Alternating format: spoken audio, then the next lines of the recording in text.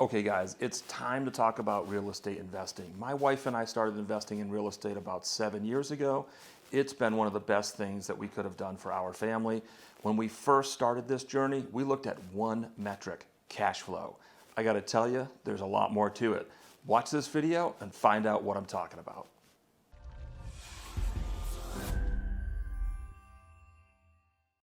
So when you're looking for an investment vehicle, whether it be the stock market, some sort of equity versus real estate, you know, it's easy and it's familiar when we think about equities and the stock market. We know what to do. We already know that we can loosely predict the future based on the performance of the past. We know how to account for dividends, as an example. Again, it's something that we're familiar with. When we look at real estate, it's a little bit different. So when we talk about real estate, is it passive? I don't know. You can probably see the smile that's starting to form on my face. It is and it isn't. But there's a lot of the benefits of real estate investing may get overlooked if you don't know what to look for. So it's not only about cash flow, and that's what we're going to dig into here in the 5-pillar approach that we have adopted. Pillars. Pillars. The pillars. Where are the pillars? So when I talk about that, cash flow was really the only thing that we had used early in our journey. In fact, when we started, my belief was if I'm going to do this passive, and I'm of course doing air quotes here, if I'm going to do passive investing in real estate, it needs to be worth my while. I know that in an S&P 500 fund, as an example, over the long term, I'm going to average 9 to 10% most likely. So in my mind, I want to make above that return for this even to be considered, again, knowing that it's not really passive, whereas the equity market is. So the benchmark that I had set for myself, and this is again 7 years ago, was 12%. I thought, man, if I could make 9 to 10% doing nothing, just letting the money go to work, do what it's supposed to in the equity market, I want to make at least 12%. And the only way I knew how to calculate that was to look at Cash flow. Cash flow.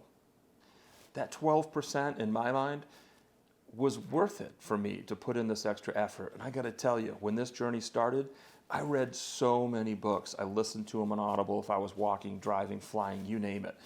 I don't know, I joined these real estate investment clubs that were local. I mean, I was so ready to invest. I mean, basically I had all the answers. Obviously I'm kidding.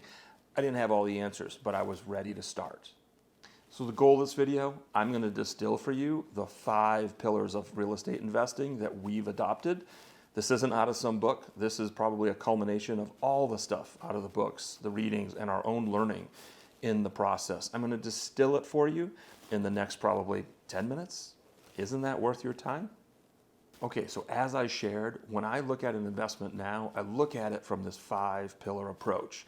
And basically, if the 5 pillars hold up this investment, figuratively speaking, of course, I will probably move forward on it. So what are these 5 pillars? Number 1, cash flow. Number 2, the potential tax benefits of real estate investing. Number 3, and this is a big one, leverage. Leverage. Number 4 is the potential appreciation over time. And number 5 is the equity buildup. We have a goal in this household that the only debt we carry is paid for by others. Real estate investing is the perfect example of that. We love it. Basically, that mortgage payment that we have, because we are, of course, going to use leverage. So for the purpose of this video, we're going to touch briefly on each of the 5 pillars, but we're going to dig into leverage because leverage is the key to real estate investing. Leverage it up! Leverage up! All right, so let's start. Let's start with cash flow, number 1 on the 5 pillars for us. It's easy to calculate, at least roughly. So pretty simple. You're going to add up all of your expenses, and then you're going to back out what you're, well, rather I should say the opposite of that. You're going to know what you're going to have in rent, or at least you're going to start with a model that you can assume what you're going to have in rent, and then you're going to back out all of those expenses. At the end of the day, you're going to have a certain amount that's left over, or at least you should, and then that amount basically is going to be your cash flow. So if you look at how much cash flow you're generating, and keep in mind, this is a big deal. You don't want to take it against the purchase price of the property. You want to measure it against how much you've invested. So if you've put 10% down or 20% down, let's say you have $50,000 into a property. If you're making $10,000 a year It's easy to calculate your cash flow and your return on investment, but there's more to it than just that. Cash flow is like insane. Okay, so the number 2 pillar, and I gotta tell you guys, I didn't have an accountant until I started investing in real estate. Benefit! That is the best thing we've ever done as it relates to our investment strategy. Running a business costs a lot, and your accountant is gonna find a lot of those expenses. You're gonna probably need to put a car through the business, maybe your cell phone. Do you need to buy a computer? All of your telecommunication, anything that accepts email. And again, I'm not giving advice. I'm not the expert here. I'm just sharing with you, go get an accountant. State tax, federal tax, Social Security tax. When you start investing in property, it is a really good vehicle to help offset your income. And it's legitimate. So there's a reason why most millionaires have a very healthy real estate portfolio. It helps to offset their income. So the first thing we'll talk about is depreciation. In residential real estate property, you're gonna get a 28.5-year depreciation schedule. At least I think that's what it is. Again, my accountant is the one that knows all this stuff. So basically, they get to back that out as a loss. I think it's a loss. However they do it, they get to get credit basically for the depreciation and then all the other costs that I talked about with running the business. And in my case, we have them set up in an S Corp.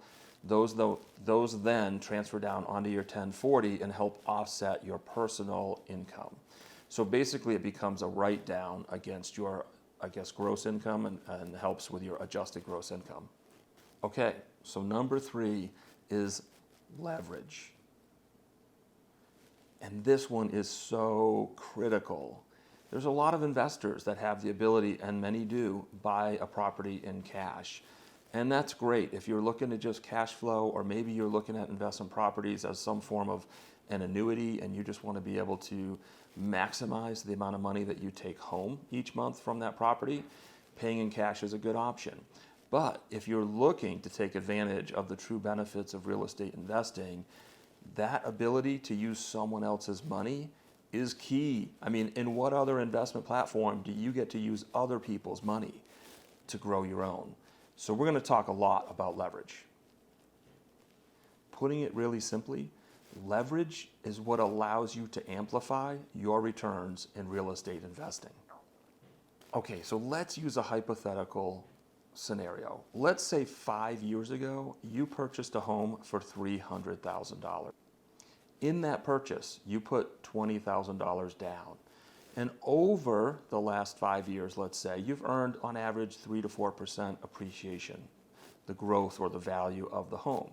So today, you're able to sell the home for $345,000. Now, assuming you've net about $7,000 a year, so a little over, let's say, $600 or just about $600 a month in cash flow, you've net $7,000 a year, which is $35,000 in cash flow over that same 5-year period. Now, let's say, because we want easy math, you net $320,000. So the home is worth $345,000 after your selling costs, commission, etc. You're going to net $320,000 on the sale of this property. So that means you've made $55,000 on this property in the last 5 years. You made $20,000 from the purchase price to the sale, the $345,000 less the $320,000. But you've also earned $35,000 in rent, so that's $55,000 in 5 years. Now recall, you purchased the home, let's say, for $300,000. You had to put 20% down. Yes, there's other costs, but again, we're just trying to do simple math here for the sake of the video. So if you put 20% down on a $300,000 purchase, you have a $60,000 investment. Now here's where the mistake happens. A lot of folks will look at, hey, I made $55,000 on this $300,000 purchase. They do the math on that. So if you were to take the $55,000, divide it by the $300,000 purchase price, you'd have a return on investment. I'm going to tell you here, this is where it seems underwhelming. If you were to take that return and annualize it over the 5 years, you're probably looking at somewhere in the ballpark of about 3.5% to 4%. That's not a huge number. Frankly, it's way less than what you're going to earn in the market, in even just an S&P 500 fund. But, and this is where it gets good, that $55,000 return, remember, was made on a $60,000 investment, not $300,000, $60,000 investment. So now do the math. $55,000 from your original $60,000 investment, that works out to 18.3% annually. That's nearly double what you can do in the market. Now, of course, a lot of things had to go right. You had to be in a market that's appreciating 3 to 4%, but that's kind of the historical average. And I'm sure you guys know what happened in the last few years. It is not 3 to 4%, it's 20+%. So that's how you start to think about the math with real estate investing. And we haven't even touched on some of these other pillars. That's just true cash generated from your rent payments, and then the difference between your purchase and your selling price, which does touch on the potential appreciation, which we'll talk about shortly. Well, I can't negotiate appreciation. Okay, so I just gave you a hint. Obviously, we did assume in that model that we took advantage of 3 to 4% appreciation.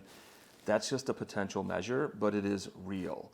Most real estate investments over the long haul are going to return 3 to 4% and probably more, depending on where you bought it, and especially if you bought it right. If you have to make some minor improvements, or you invest in an area that you know 10 years from now is kind of the growing side of town, you're going to catch potentially more appreciation than you would in other parts of that town. Little appreciation wouldn't hurt anyone. Okay, so let's talk about pillar number 5. That's the equity buildup that occurs over time. Now, our strategy, we are not flippers, we are not buy and sell, we are investing for the long term. So when I talk about equity buildup over time, when you look at on a typical 30-year mortgage, the amount of the payment that goes towards principal in year 1 or month 1 even so, it's laughable. I mean, it's such a small amount. It might be $100, $150, $200 depending on the size of your payment. It's really negligible, but it's still meaningful. So while it seems like a small number, the first property we bought was 7 years ago. So let's say for really simple math, we earned $100 a month in year 1. That's $1,200, or not earned, but was paid off against the mortgage note.